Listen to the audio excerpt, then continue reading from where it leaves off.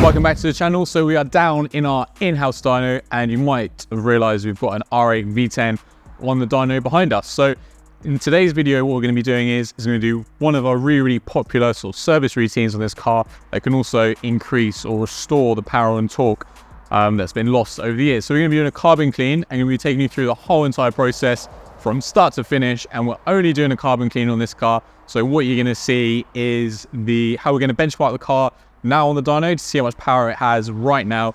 We're going to walk you through the carbon clean process and then dyno afterwards and see how much power we can restore. So this particular car from the factory should have about 425 PS, which is about 418 horsepower. So let's get this car on the dyno and see how much power it's making now.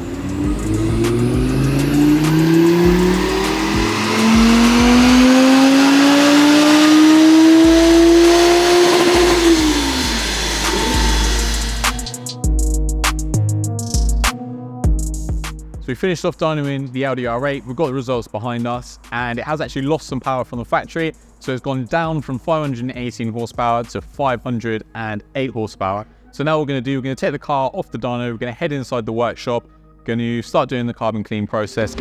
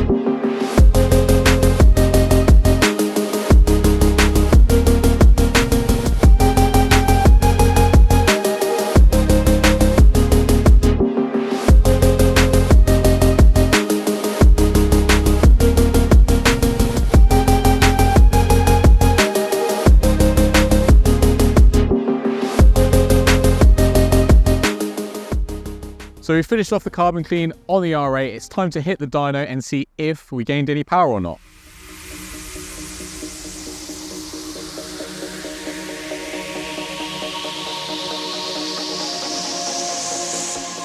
This is my concrete.